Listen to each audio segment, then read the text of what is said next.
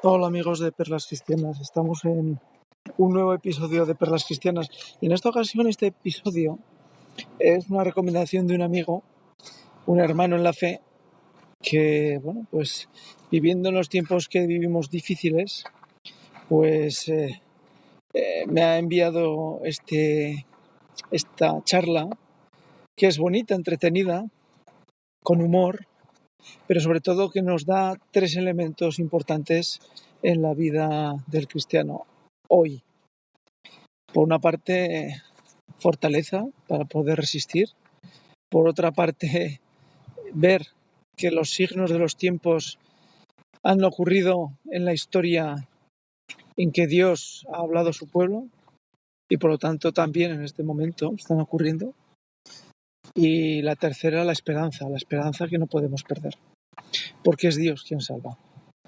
Y además, pues termina con algo muy bonito que les recomiendo que tengan paciencia en toda la charla para escucharlo, porque la esperanza que salva no es irracional, sino que está medida, pesada por el mismo Dios. Les dejamos con la charla sobre el profeta Daniel, que es de una actualidad total. Hasta el siguiente episodio, aquí en Perlas Cristianas, en su canal de Éfata. Chao.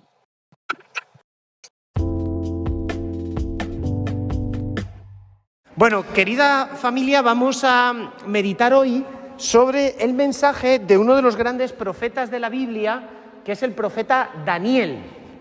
La enseñanza de estos días, cada día va a ser sobre un profeta. Y en concreto vamos a ver hoy el libro de Daniel. Daniel es considerado uno de los 4 profetas mayores. Mayores no porque fuera especialmente alto, no tenemos ni idea, sino porque hay 4 profetas que escribieron mucho: Isaías, Jeremías, Ezequiel y Daniel. Por tanto, forma parte de los 4 profetas mayores. Y personalmente, yo a lo largo del tiempo me he ido enamorando más de este profeta, porque estamos muy familiarizados con Isaías, por ejemplo, porque leemos su libro durante el tiempo de Adviento, él nos prepara para la venida del Mesías, del Emmanuel. Pero claro, si nos preguntan acerca del profeta Daniel, su nombre significa Dios es juez. El verbo dan es el verbo juzgar en hebreo. Él es Dios, Dios es juez, Dios juzga. ¿Por qué? Porque su inicio como profeta fue a través de un don que le dio el Señor de especial iluminación para salvar la vida de Susana, una mujer pobrecita a la cual le habían acusado falsamente de adulterio, estaban a punto de matarla, de lapidarla, y menos mal que Daniel, inspirado por Dios para la ejecución, diciendo: este juicio necesita una segunda instancia. Efectivamente, 2 viejos pervertidos habían acusado falsamente a Susana de adulterio. De ahí que en ese momento Daniel comienza a estar lleno del Espíritu de Dios y a ejercer su función profética. Pero vamos a ver, porque lo primero que llama la atención del libro de Daniel son las circunstancias que rodean el ministerio de Daniel. Peores no pueden ser. ¿Qué es lo peor para un país, para una nación? Dejar de existir. Pensad lo que está sucediendo en Ucrania con la invasión, es decir, dejan de existir como nación. Bueno, pues eso sucedió en Judá en época de Daniel. El libro de Daniel tiene lugar, el setting, el contexto. ¿Dónde tiene lugar la película? Bueno, el libro de Daniel está ambientado en Babilonia. Pero que yo sepa, Babilonia no es Israel, no es Judá. Babilonia está lejos. ¿Qué es Babilonia? Babilonia es un gran imperio antiguo, que como todos los imperios luchaba por expandirse. ¿Y qué es lo que sucede a países pequeños que están al lado de imperios grandes? Pensemos en Ucrania y Rusia. Pues que a duras penas pueden conservar su independencia. Y efectivamente, resulta que Babilonia, en su política de expansión, llega hasta Judá. ¿Y qué sucede? Que Nabucodonosor, general del ejército de Babilonia, conquista Jerusalén. Y entonces tiene lugar la primera deportación. O sea, los babilonios conquistarán Jerusalén 2 veces. La primera, deportarán a parte de la población, sobre todo, digamos, a la jet set, a la gente VIP. Entonces llegan los babilonios por primera vez a Jerusalén y dicen: vamos a subyugar, a someter este país, pero para someter este país nos llevamos a la jet set a Babilonia. O sea, los que sean de familias guays, reyes, príncipes, jugadores de fútbol, o sea, jet set. Y que se quede un poquito la gente sencillita, ¿no? La gente de campo. Y la segunda vez, ¿qué pasará? Que Jerusalén se sublevará y entonces los babilonios agarrarán la sartén por el mango y dirán: no simplemente nos llevamos a la jet set, sino que nos llevamos a todo el mundo. Y encima vamos a dejar Jerusalén convertida en una escombrera, porque le vamos a pegar fuego a todo. Bueno, Daniel era de gente guay, porque se lo llevaron en la primera deportación. Pero claro, se lo llevan a Babilonia. Babilonia es la ciudad encarnación del mal y del pecado, la opresora de todos los pueblos. Estamos en el siglo V, VI antes de Cristo. Y lo primero que llama la atención de la vida de Daniel es que ellos tienen que conservar su fe judía en Babilonia. O sea, en medio de un clima para la fe hostil. ¿Nos suena esto? ¿Cómo es el clima que nosotros tenemos para mantener nuestra fe? O sea, la primera lección del libro de Daniel es: ¿cómo vives tú tu fe cristiana en medio de un mundo que ha apostatado de Jesucristo? O sea, ¿cómo vives tu fe cristiana?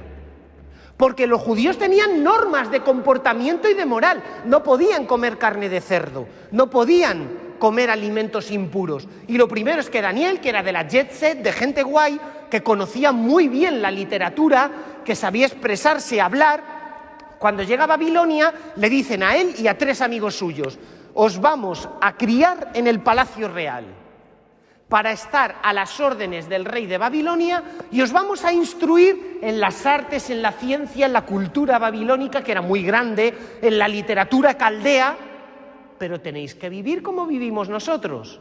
Se come lo que comemos nosotros. Terrible. Y Daniel, ¿qué dice? Por ahí no pasó.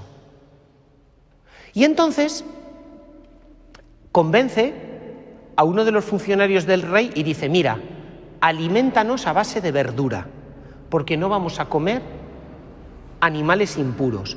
Y si después de un tiempo nos ves que nuestro aspecto es bueno y es saludable, igual que los otros que están comiendo comida impura, entonces verás que es un milagro de Dios, déjanos en paz. Y efectivamente, después de un tiempo de prueba, el aspecto de Daniel y de sus compañeros era mejor que el del resto de chicos que los estaban criando para ponerlos al servicio del rey.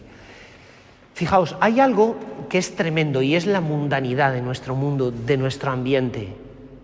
Y siempre la tentación del cristiano es asimilarse. A ver, tío, Valentín, no seas tan radical. Venga, vale, eres cura, pero bueno, pues tú tienes tu fe. Pero luego también hay que divertirse y pasárselo bien y hombre, que nos vamos toda la familia de vacaciones. No fastidies, que es domingo y tú vas a decir que te quieres ir a misa. Venga, pero si ya estás yendo todo el año, que estamos toda la familia, también te tienes que saber adaptar, ¿o qué? Mira, estamos aquí toda la familia y nadie va a ir a misa el día de la misa del gallo. Bueno, hombre, adáptate, para una vez al año que te juntas con toda la familia, ¿o qué? Venga, ya, siempre el rancio, el amargado. Venga, si ya sabes que hoy hay fiestecilla de familia, barbacoa, todos vamos a pillar el puntillo. Ya está. Oye, pero ¿por qué me pones esa mala cara? Si tú ya sabes que aquí cuando nos juntamos todos los amigos, pues siempre sale alguna guarrería, la conversación, siempre salen los chistes verdes, las típicas cosillas. Venga, tío, no vengas aquí a cortar el rollo. O sea, el libro de Daniel nos enseña a que en medio de un mundo hostil, tú tienes que crear en tu corazón un microclima que mantenga la fe. Y que aquí no hay rebajas. Lo siento. Hay radicalidad. Porque el corazón o es de Dios o es del mundo. De hecho, la cosa se pone a peor.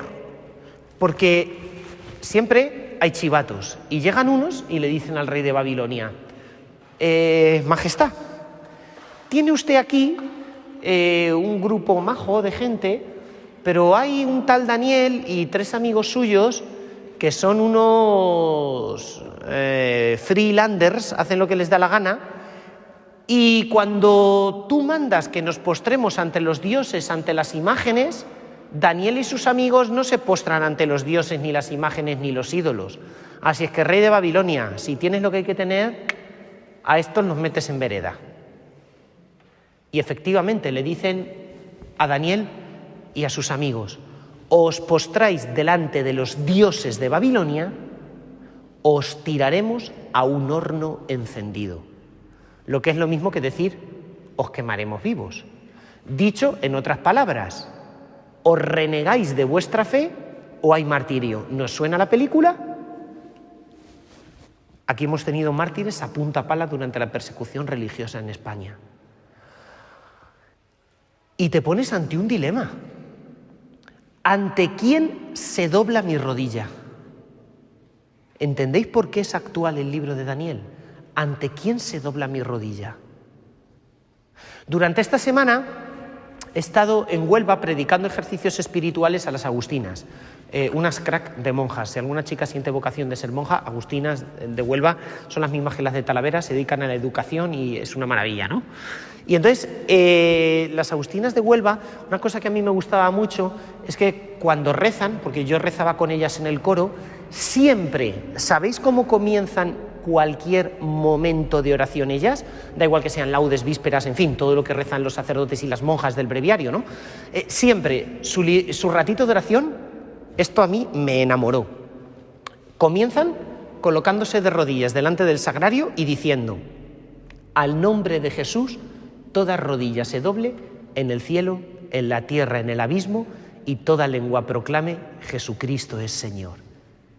Esa alabanza está tomada de la carta a los Filipenses de San Pablo y es la alabanza más bonita que encontramos en toda la Biblia. Y una vez que ellas han dicho esa frase, colocándose de rodillas delante del sagrario, al nombre de Jesús toda rodilla se doble en el cielo, en la tierra, en el abismo, pueden empezar a rezar. ¿Ante quién se dobla tu rodilla? Porque los dioses de este mundo esclavizan el corazón, pero Dios lo libera. Y Daniel se negó a doblar la rodilla ante los dioses de este mundo. Efectivamente, encendieron el horno a fuego, lo echaron a él y a sus amigos al fuego, pero milagrosamente salvaron la vida, porque nos cuenta la Sagrada Escritura que un ángel del cielo se puso a pasear con ellos dentro del horno encendido. Y es muy curioso, porque nos cuenta el libro de Daniel que ellos, cuando estaban en el horno encendido, ¿sabéis lo que hicieron? Un worship, una alabanza. ¿Habéis rezado alguna vez las laudes del domingo de la semana primera? Criaturas todas del Señor, bendecida al Señor. Cielos, bendecida al Señor. Aguas del espacio, bendecida al Señor. Ejércitos del Señor, bendecida al Señor. Sol y luna, bendecida al Señor. Eso está tomado del libro de Daniel, la alabanza más grande que hay en la Biblia. O sea, si tú quieres resistir el empuje de este mundo, la mundanidad, la idolatría que nos rodea, ¿qué es lo que tienes que hacer? Decidlo en voz alta: alabanza. Porque hacer oración de alabanza es doblar tu rodilla ante el único Dios que existe. Y nada preserva tu corazón más de la mundanidad y de la idolatría que la oración de alabanza. Siguiente cosa que hace Daniel para librar su corazón de la idolatría. Vivimos en un mundo donde no te van a enseñar la fe cristiana, donde no te van a educar en la fe, tampoco en la escuela. Y me atrevería a decir, tampoco en la escuela, por muy católica que sea. Entonces, ¿qué es lo que tienen que inventar los judíos y Daniel está entre los inventores, para que el pueblo sobreviva ante un envite cultural terriblemente anticristiano, antijudío. Inventan una cosita que hasta día de hoy tienen los judíos, y que es la sinagoga. La sinagoga. Hasta ese momento, los judíos, ¿dónde rezaban? En el templo de Jerusalén o en su casa. Pero ahora hay templo. No. Y encima viven en un ambiente que ataca su fe. Entonces, para mantener viva su fe, tienen que crear sinagogas. ¿Dónde hay judíos? Pues para crear una sinagoga hacen falta 10 judíos, nada más. 10. Que se juntan y crean un ambiente donde pueden rezar varias familias juntas, educar en la fe a sus hijos varias familias juntas, hacer alabanza varias familias juntas, enseñar a leer a sus hijos utilizando la Biblia hebrea varias familias juntas. La sinagoga no es simplemente lugar de oración, también es lugar donde ellos se reúnen para preservar su fe, para vivir juntos, para generar una especie de clima cultural idóneo en el cual ellos puedan transmitir los valores, tradiciones y fe viva que en el mundo no pueden transmitir. Nos damos cuenta de la importancia que tiene para mantener la fe, generar espacios de comunión donde nosotros, llámese grupo, movimiento, parroquia, mantengamos nuestra fe viva. Dicho en otras palabras, no podemos vivir la fe en plan consumista, vengo a la iglesia chimpún, no, sino que tengo que generar familia, y una parroquia tiene que ser una familia, y se juntaban familias para constituir una sinagoga. Y no hacía falta un número tremendo, es que no somos 500, 10 personas. Bastan para que haya lo que los judíos llaman cajal, asamblea, sinagoga. ¿Qué invento? Siguiente cosa que nos enseña el libro de Daniel. Primera parte de la charla, sobrevivir en un entorno cultural extraño. Segunda parte de la charla, el libro de Daniel quiere que tengamos esperanza.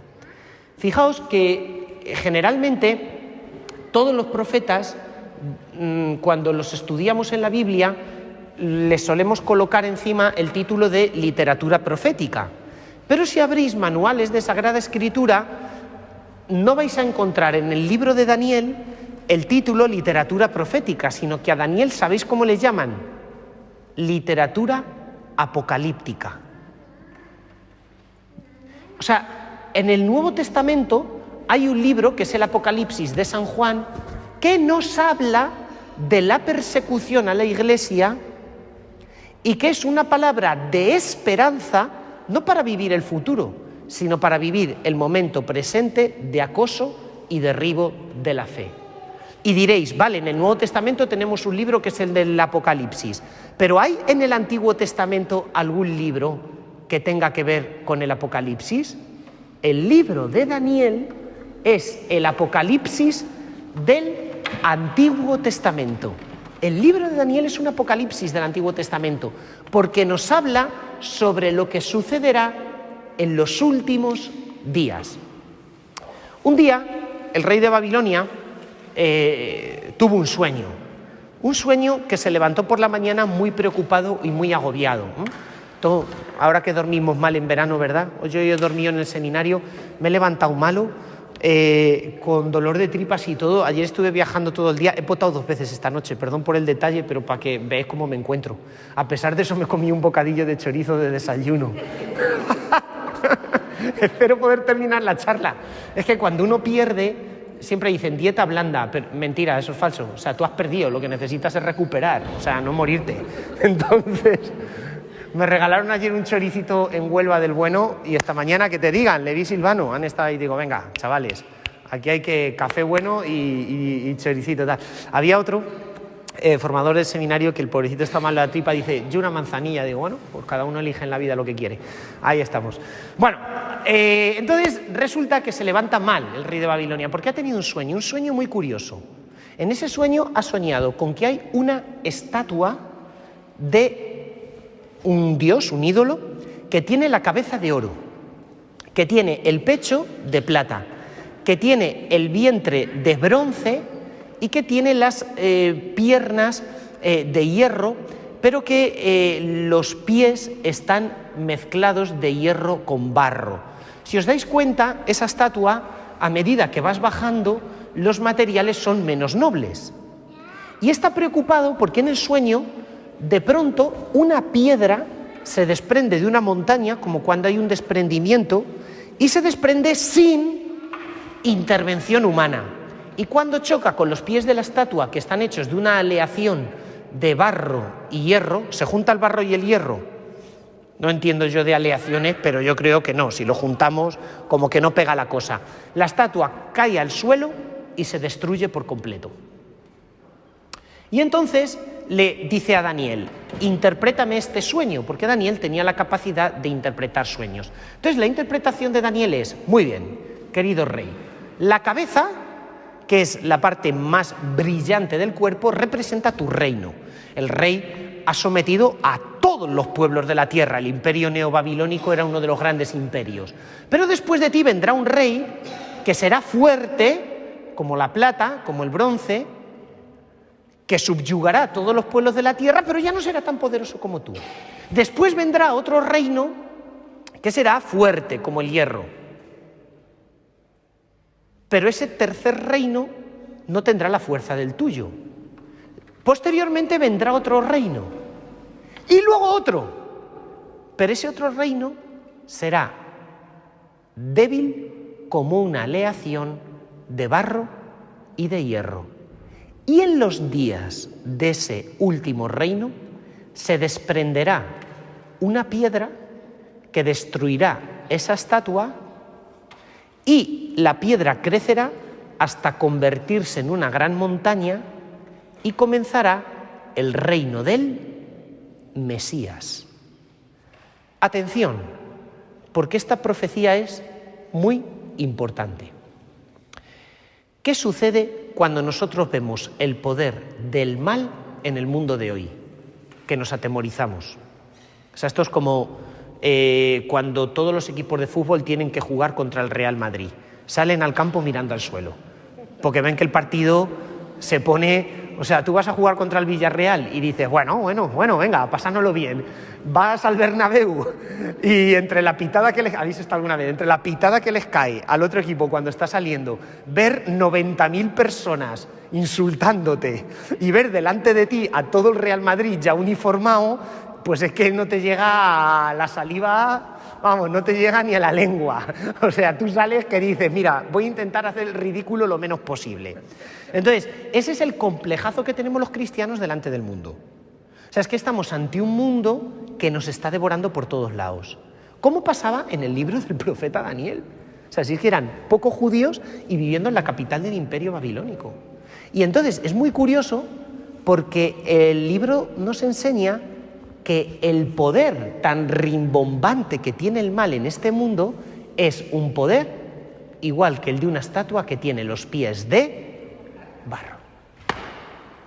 De hecho, el rey tuvo otro sueño, y es que de pronto, después de un gran banquetazo, en el cual estaba presumiendo con un fasto increíble de todos sus bienes, de todo lo que tenía, bebiendo en copas de oro, resulta que vio como en un muro de la sala donde estaban celebrando un banquete aparecían las palabras contado, pesado y medido. Llama a Daniel y le dice, interprétame eso. Y le dice, efectivamente, los días de tu gloria, de tu reino, están contados, pesados y medidos. Esa misma noche murió el rey. Sabemos por la historia que después del imperio babilonio vino otro imperio muy fuerte y muy grande, que es el imperio persa. Si hemos visto películas, la de 300, ¿os acordáis de esa película? ¿Contra quién tienen que luchar los griegos? Contra el rey Artajerjes, contra el imperio persa, cuya célebre capital fue la mítica ciudad de Persépolis.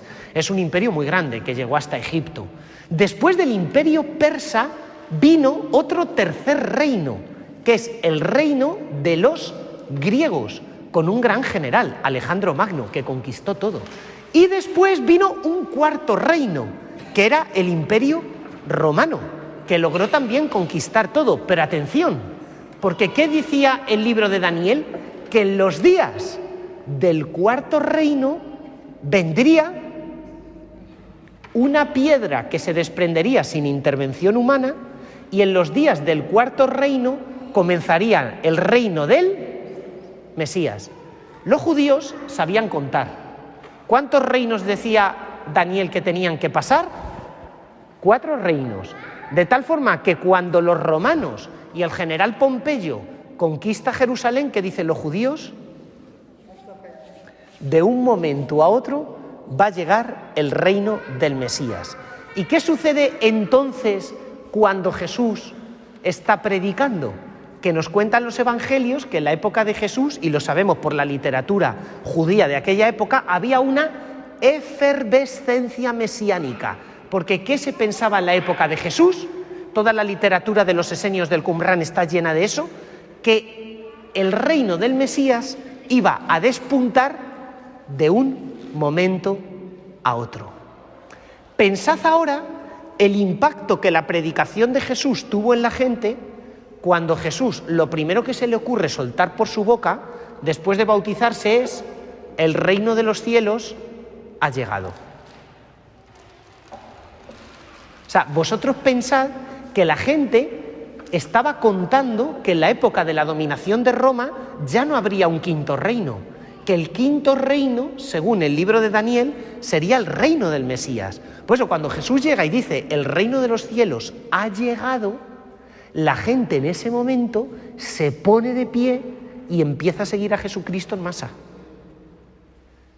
Porque era en época del Imperio Romano cuando aparecería el reino del Mesías. Es más, Daniel tuvo otra visión muy parecida, que no es la de la estatua de oro, sino la de una sucesión de bestias terribles. Un dragón, un oso, un leopardo, a cada cual bestia más terrible, que conforme aparecían se asesinaban la una a la otra. Y de nuevo, ¿cuál era la interpretación de ese sueño? Muy sencilla.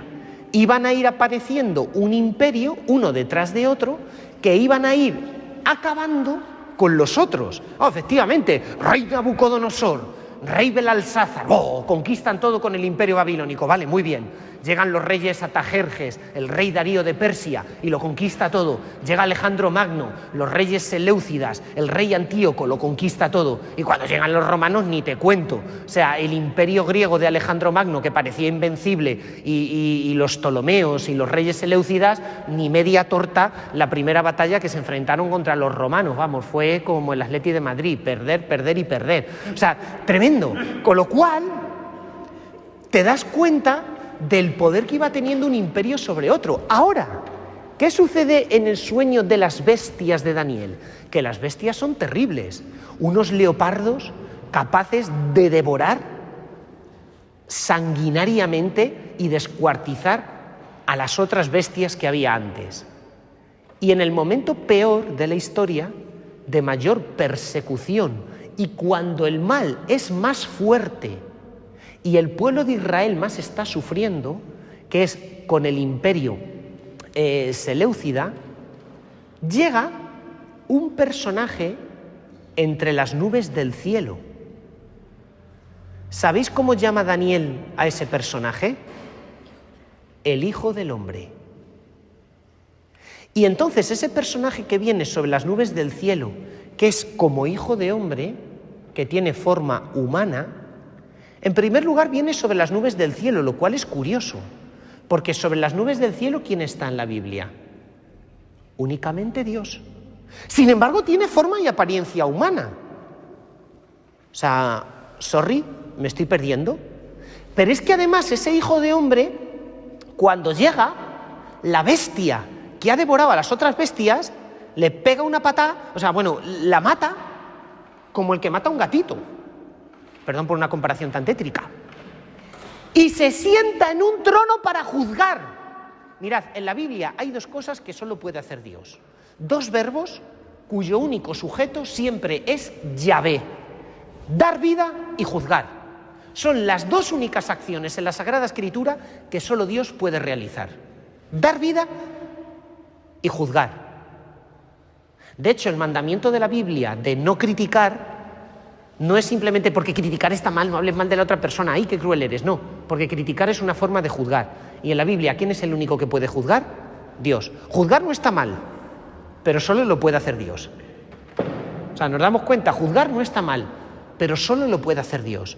Y entonces el Hijo del Hombre aniquila a la última bestia, se pone a juzgar, se sienta en el trono y en ese momento comienza un reino que no tendrá fin, dice el libro de Daniel, Leolam, que significa en hebreo que no tendrá fin.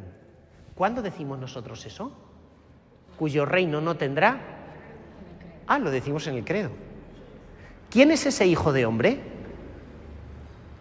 ¿Os dais cuenta del impacto de la predicación de Jesús cuando Jesús lo primero que se le ocurre soltar por su boca después de bautizarse es: se ha cumplido el tiempo, el reino de Dios ha llegado?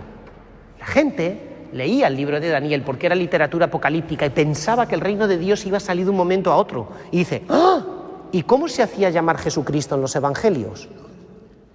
Hijo de Hombre. Una denominación muy rara para nosotros. ¿Por qué Jesús se llama Hijo de Hombre? Porque toma la denominación del libro de Daniel. ¿Y qué viene a hacer el Hijo del Hombre en el reino de Daniel? Aniquilar el mal. Sentarse para juzgar en su trono y en su reino. Y para terminar con el mal. De tal forma que estas visiones de Daniel sirven para dar esperanza a un pueblo de Israel que se siente con un complejo terrible de inferioridad y amenazado totalmente. Familia, ¿cómo nos sentimos los cristianos? Pero hay otra cosa más bonita. Todo tiene que ver con la alabanza. La alabanza ya sabemos que es muy importante. Tan importante que en el libro de Daniel está everywhere, por todas partes. Os hemos dicho en la primera parte de la charla que como ellos vivían en una situación de persecución, ellos constantemente están alabando a Dios y peleando contra la idolatría. Y tenemos el cántico de Daniel y de sus 3 amigos en el momento en que están siendo arrojados al horno encendido, criaturas todas del Señor, bendecida al Señor. ¿Qué es lo que hace el pueblo de Israel cuando aparece el Hijo del Hombre y se sienta en su trono para juzgar? El pueblo de Israel, todos en coro, dicen una frase: tuyo es el reino, tuyo el poder y la gloria por siempre, Señor. ¿Cuándo decís vosotros esa frase? En misa decimos cuando Cristo ha ocupado su trono en el altar: tuyo el poder, tuya la gloria, tuyo el reino, Señor. De hecho, si abrimos manuscritos cristianos de la Biblia del siglo I, en los evangelios, ¿sabéis lo que hacen los manuscritos? Esto es muy curioso. Que al final del Padre Nuestro colocan esta frase. De hecho, si vais a una misa, por ejemplo en Alemania, al final del Padre Nuestro se termina con esta frase, el Padre Nuestro. Se pega al Padre Nuestro. ¿Por qué? Porque los primeros cristianos en el siglo I, al final del Padre Nuestro, ¿cómo lo terminamos nosotros? Y líbranos del mal. Amén. Pues los primeros cristianos no terminaban así el Padre Nuestro. Así es como viene en el Evangelio. Pero los primeros cristianos añadían esta frase del libro de Daniel: tuyo es el reino, tuyo el poder y la gloria por siempre, Señor. Al final del Padre Nuestro. Si os dais cuenta, nosotros lo que hacemos es que en misa no lo pegamos, pero casi. Porque termina el Padre Nuestro, el cura dice una oración de 3 líneas y nosotros respondemos: tuyo es el reino, tuyo el poder y la gloria por siempre, Señor. ¿Por qué se reza esta frase en la liturgia y por qué se tiende a pegar al Padre Nuestro hasta el punto que los primeros cristianos, ¡pum!, la colocaban de seguido del Padre Nuestro? Porque ¿cuál es la súplica principal del Padre Nuestro? Venga a nosotros tu reino, que es la súplica principal del reino, del libro de Daniel. Pero ¿qué hacemos cuando worshipeamos y alabamos? Estamos aclamando a Jesucristo que está en su trono eucarístico en el altar y diciendo: Señor, en medio de un mundo que no te reconoce, yo ya veo en la Eucaristía la inauguración de tu reino. Tuyo es el reino, tuyo el poder y la gloria por siempre, Señor, porque en la Eucaristía ya veo ese inicio de la victoria del Hijo del Hombre que viene a aniquilar a la última bestia, que es el mal. Por eso nada levanta más nuestro ánimo ante la situación de bajón anímico que muchas veces vivimos los cristianos, viendo cómo somos acosados por todas partes por el mal, que hacer alabanza delante de la Eucaristía. Por eso el pueblo de Israel irrumpe en alabanza diciendo: tuyo es el reino, tuyo el poder y la gloria por siempre, Señor, cuando aparece el Hijo del Hombre y aniquila a todas esas bestias. Por tanto, la segunda lección del libro de Daniel es levantar nuestra esperanza, porque en la Eucaristía y en la alabanza delante de la Eucaristía ya estamos pregustando nuestra victoria final. ¿Por qué? Porque el mal no tiene ni media torta. Cuando la bestia parece más fuerte, se desprende una piedra sin intervención humana. Por tanto, es Dios el que directamente interviene en la historia. O cuando la última bestia está profiriendo todas sus insolencias, viene un hijo del hombre del cielo, sobre las nubes del cielo, y aniquila a la bestia. Es decir, al final habrá victoria, por muy farruco y tonto que se ponga el mal. Y esa victoria vendrá del cielo. Por tanto, el libro de Daniel tiene el mensaje de esperanza más bonito de todo el Antiguo Testamento. Igual que el libro del Apocalipsis tiene el mensaje de esperanza más bonito de todo el Nuevo Testamento. Por eso a Daniel le llamamos literatura apocalíptica. Y tercera lección del libro de Daniel, vamos con ella, última parte de la charla, no os desaniméis, no os vengáis abajo, no vengáis abajo, hace calor, tranquilidad, mantener el tono vital, ahí, venga, ahí. Don Joaquín, mírale. Bueno, última parte del libro de Daniel, a mí me encanta. Porque el complejo de inferioridad lo podemos tener ante el mundo, porque uy, el mundo qué mal está. Pero también lo podemos tener respecto a nosotros mismos. ¿En qué sentido? Bueno, en el sentido de que las limitaciones no son solo exteriores, fundamentalmente las limitaciones también son interiores. O sea, yo veo mi propia vida y digo, madre mía, Valentín, o sea, es que yo me leo la vida del cura de Ars ahora mismo, o me veo un documental de la vida de San Juan Pablo II y me da una depresión. O sea, porque digo, eso es un cura, pero luego me miro a mí mismo y digo, madre mía, si no soy cura, soy experimento de cura, soy escombro humano, soy... o sea, porque vivimos todos bajo la constante limitación interna, no solo de nuestro pecado, que me atrevería a decir que es lo de menos, porque el pecado tiene fácil solución. ¿Os agobia el pecado? Me los contáis ahora después, que en un minuto os dejan de agobiar. Con una solución que os dé, se termina el pecado. Ya veis las patas cortas que tiene el pecado. Hayáis hecho lo que hayáis hecho. Ahora, dice el Papa Francisco que el pecado tiene sus hermanos pequeños. La desilusión, la tristeza, el vacío interior, nuestras heridas, nuestros complejos, las mochilas que arrastramos, que son consecuencia del pecado. Y son hermanitos chiquititos de los cuales el pecado cuida y los lleva de la manita para que no se pierdan, se mantengan unidos y no se separen de ti como eternas sanguijuelas que no se te van nunca. Eso es tremendo. Y el libro de Daniel es un libro donde la miseria interna está por todos lados. ¿Por qué? Mirad, hay un drama en el libro de Daniel. ¿Cómo comenzábamos la charla? Diciendo que el pueblo de Israel está en el exilio de Babilonia. ¿Pero por qué está en el exilio? Bueno, muy sencillo, porque los babilonios los han conquistado. Vale, explicación superficial, pero explicación profunda.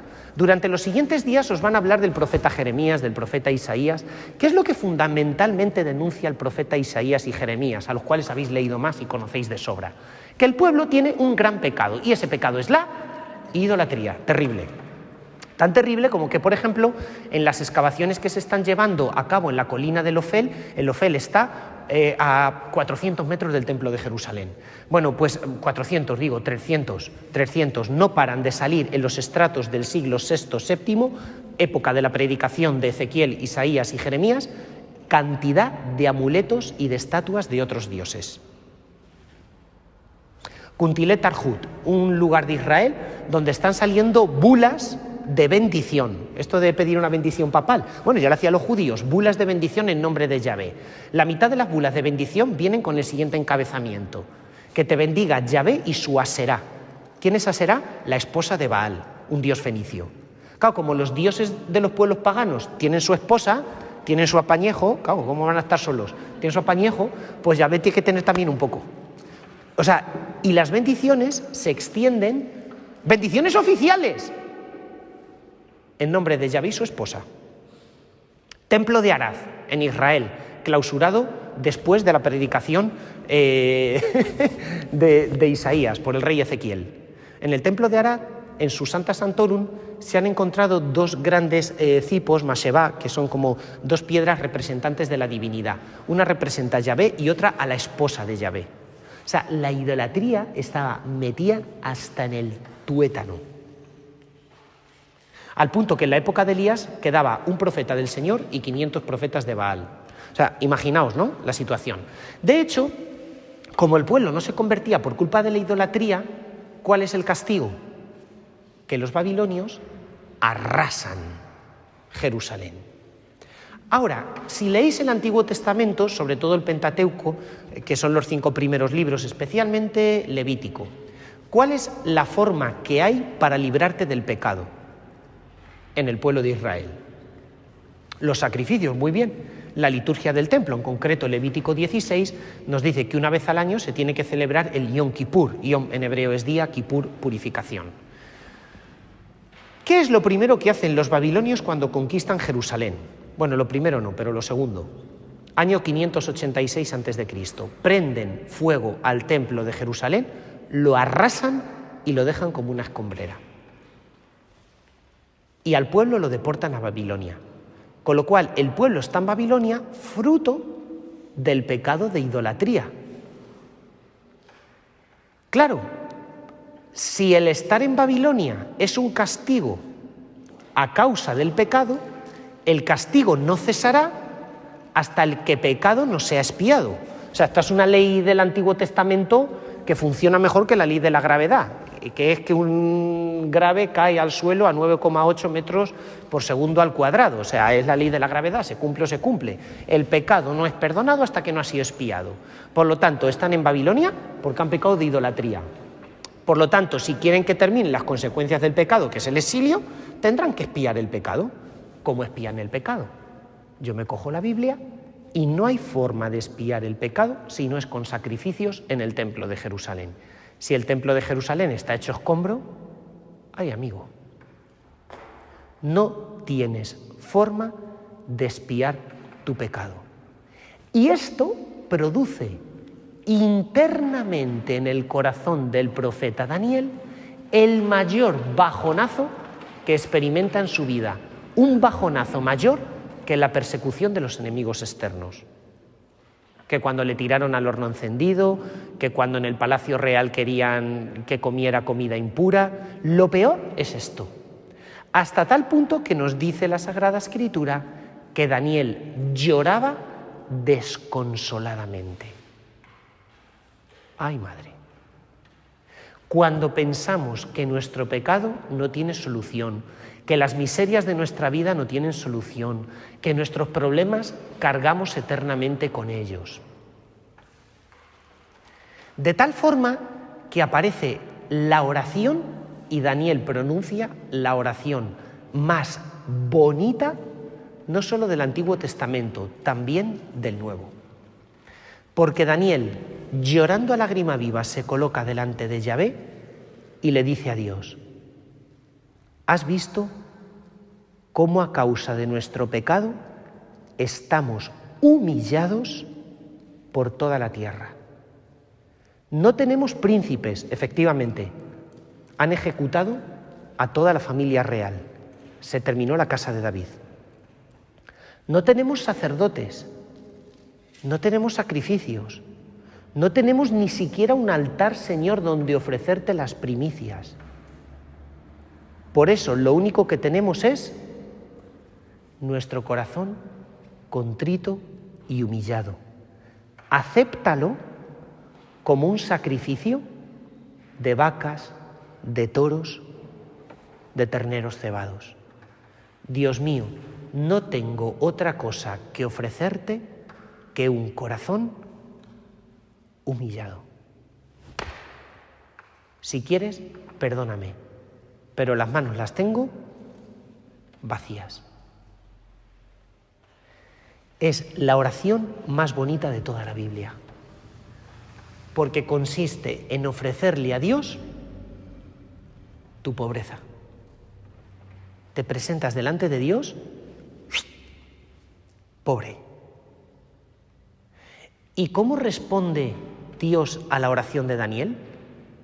Si no hay oración más bonita en el Antiguo Testamento, ni ofrenda más cutre en todo el Antiguo Testamento, porque no tiene nada que ofrecerle a Dios más que el corazón contrito y humilde, tampoco va a haber una respuesta más bonita de Dios en todo el Antiguo Testamento.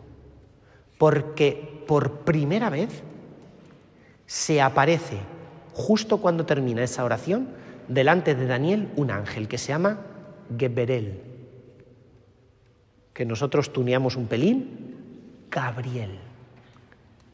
Y entonces ese ángel le dice: Daniel, slow down, tranquilo, take it easy, relájate. Dios ha escuchado tu oración, va a responder a tu llanto. Dentro de 470 años, le da un juego de números, 7 semanas de 7 días a la vez, que significan... Bueno, nacerá un príncipe ungido. ¿Cómo se dice ungido en hebreo? Mesías.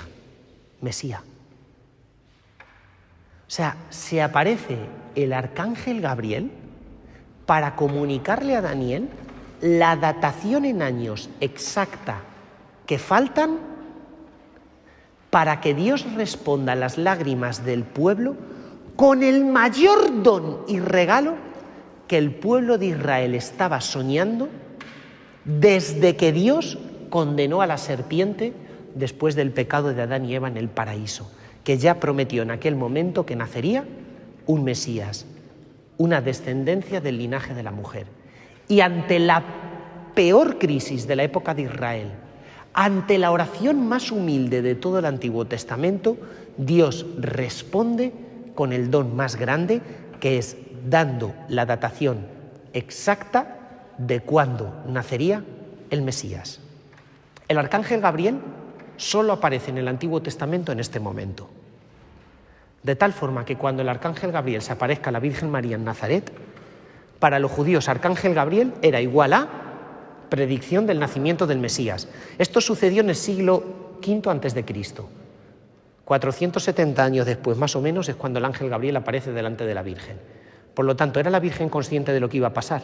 Ostras, a poco que hubiera leído el profeta Daniel, que era el más importante junto con Isaías, Jeremías y Ezequiel. ¿Por qué os digo esto, familia? Porque también nosotros le presentamos a Dios nuestra ofrenda humilde y Él cómo responde. Os voy a contar un secreto que espero que no reveléis a nadie. En misa hay oraciones públicas, las que se oyen, pero habéis visto que en misa muchas veces el sacerdote empieza moviendo sus labios y haciendo oraciones secretas. Justo después de presentar aquí en el altar el pan y el vino, el sacerdote se inclina delante del pan y el vino en el momento del ofertorio y le dice a Dios: acepta, Señor, nuestro corazón contrito y humilde, y que este sacrificio sea hoy agradable a tu presencia. Y después se gira y se lava las manos. ¿Qué es lo que hace el sacerdote? Repetir la oración de Daniel. ¿Por qué tú en el momento del ofertorio no rezas con parecidas palabras? El momento del ofertorio es para ofrecerle a Dios algo, pero ¿qué le vais a ofrecer? ¿Nuestra pobreza? Como Daniel, no traigo más que mi pobreza. El sacerdote pronuncia esa oración. Esa oración es la oración que en el Antiguo Testamento desencadena el don más grande y más bonito, que es la venida del Mesías. ¿Y qué desencadena esa oración apenas un minuto después? Que encima de nuestro altar, ¿quién aparece? El Hijo del Hombre, el Mesías, para vencer el mal. Cómo Dios a la oración más humilde responde con el don más grande, para fortalecer de nuevo nuestra esperanza. Bueno, pues en esos 3 puntos resumo el contenido del libro de Daniel. Espero que os haya ayudado. Si alguno, siempre estas charlas son bonitas, ¿verdad?, pero frustrantes. O sea, bonitas pues tú dices, qué guay, pero frustrantes porque te dices, narices, el libro de Daniel es uno de los 45 de todo el Antiguo Testamento. ¿Qué será si en vez de explicármelo en 45 minutos, me lo hubiera explicado en una semana entera, es decir, en 4 o 5 horas? ¿Y qué será si en vez de eso me explica todo el Antiguo Testamento? Existe una cosa que se llama las ciencias religiosas, que te ocupas solo una tardecita, si tú quieres, vas al seminario por la tarde y te explican la Biblia de pe a pa, con pelos y señales y a Full HD 4K alta definición. Lo que ahora habéis tenido es un menú degustación, de esto que te van pasando un montón de platos con canapés ridículos que tú lo tomas y dices, ¡ay, qué rico está! Joder, me metería un atracón de esto. Pues lo siento, ya no es menú degustación, sino menú guay, ¿no?